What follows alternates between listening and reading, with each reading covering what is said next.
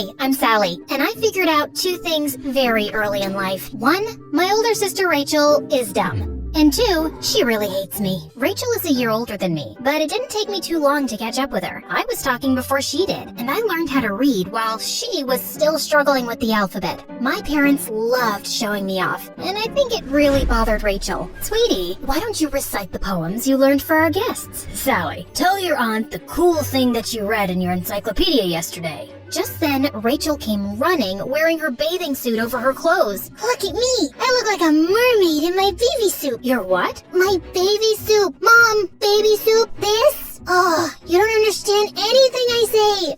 Oh, just help me take it off. It's stuck in my limbo. I think she's saying her bathing suit is stuck in her elbow, Mom. Oh, I see.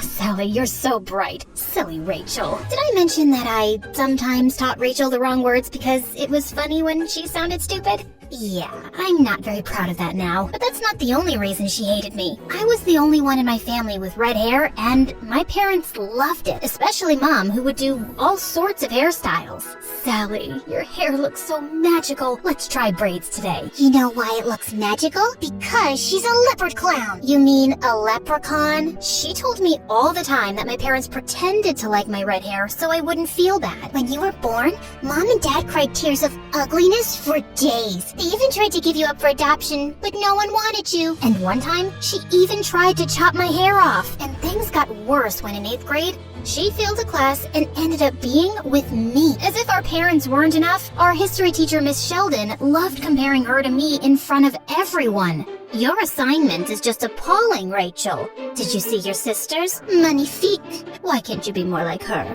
Didn't you do any research? What's there to research? Someone ugly said something dumb to someone boring a long time ago, and then some lame war broke out. Who cares about this stuff? A person who wants to have an educated mind? Who cares what's on the inside when the package is this pretty? Looks are not important. Huh, that's ugly people talk. Did your boyfriend ever say that? Oh wait, I bet you've never had one. Detention, now. The next day before history class, I saw Rachel putting a mug of coffee on Miss Sheldon's table while everyone else was snickering. I was instantly suspicious. Rachel, what are you up to? What? I'm just trying to make up for my behavior yesterday. What did you put in there? Oh, I don't know. Maybe some spit, maybe some laxative, maybe both? Who can say? Just then, Miss Sheldon walked in, and Rachel handed her the mug sweetly with an apology, but I tried taking it away from her. I really don't think you should have that. Why? I just don't think it's a good idea. Why? Is there something in the coffee, Sally? Tell me now. No, I just don't think you need to drink coffee. It gives you really bad breath. Give that to me, please. I ended up spilling the whole thing on her white coat. Oh my god, you dumb butt kisser, you ruined my whole plan! The next thing I knew, I was in detention too, with Rachel, for the very first time in my life. But suddenly, Rachel was freaking popular. No one liked Miss Sheldon much, and everyone thought Rachel was super cool for trying to mess with her. And now, she was used to her newfound power to turn everyone against me. She was the beautiful, fun blonde, and I was the red-haired, nerdy sister being called things like Carrot Top and Ketchup Head. Boy, could girls be mean. Eventually, the teasing got old. Or, I just learned to ignore it. But soon, I was given an assignment in history class to do a presentation on Scotland. The more I studied, the happier I felt. There were so many cool red-headed Scots, and I definitely felt better about my hair. Before class, I went to the bathroom to change into a kilt I had spent hours making myself just for the presentation. But just then, my sister walked in. She pulled out her phone and started taking pictures.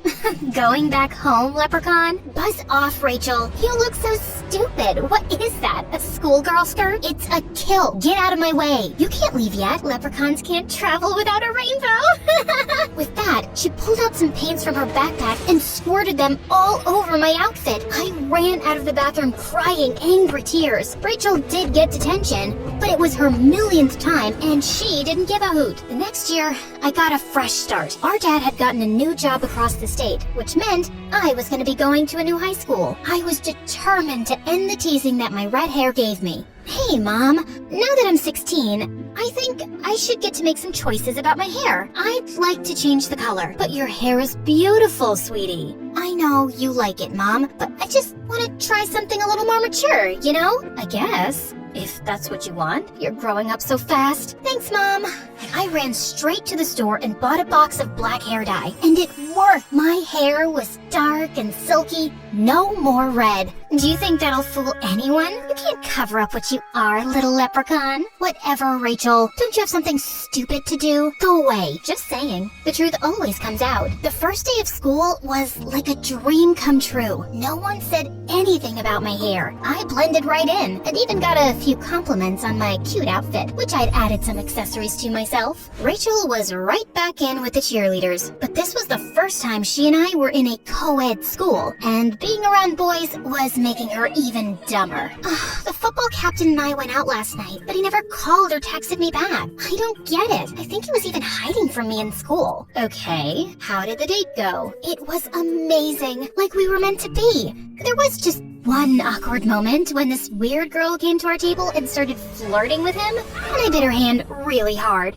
I'm sure she got the message that he's not interested in her. He was just too nice to say it. You scared him off, you psycho! How about you don't act like a jealous, blood-sucking vampire next time? But she continued her serial dating and getting heartbroken, and I was getting sick of her stories. It's not like she took my advice. Other than that, school was going great. I was doing well in my classes and had even joined the drama club as a costume designer. A play was being held soon, but the main actor fell ill right before the performance. I had to make sure his understudy fit in the costume, but I didn't even recognize him. I ran frantically through the dressing room shouting, "Hey, is there anyone named Skylar here?"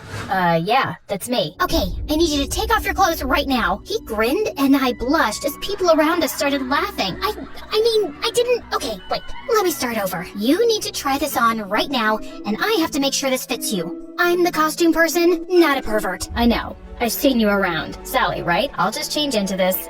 Be right back. This Skylar was freaking cute. And he knew my name? His shirt was missing a button, and my heart was skipping beats as I stitched it on. There, you're all set. Thanks, Sally. Wish me luck. Break your legs. I mean, a leg. Only one. Single. Just a figure of speech anyway. Ugh.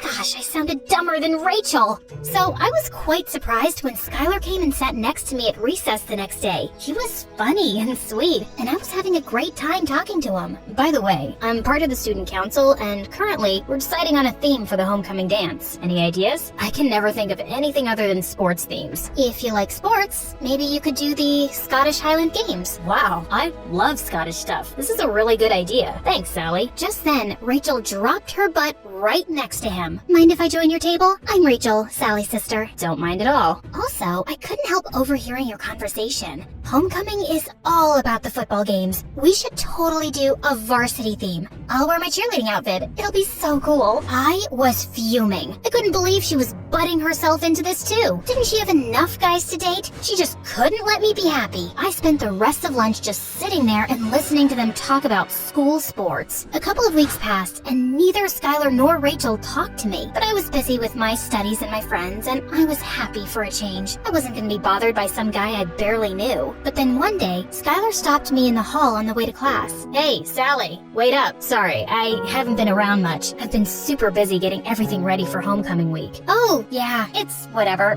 I've been really busy too. Well, I hope you're not too busy to maybe go to the dance with me. I mean, if you weren't going with anyone else. The dance? With you? I'd love to. Great, I'll meet you there. I couldn't believe it. No teasing, new friends, and even a date to homecoming? I was practically skipping everywhere the rest of the day until I got home. Word around school is that Skylar asked you to homecoming. Yeah, and, well, I'm here to tell you that he isn't going with you. He is going with me. Says who?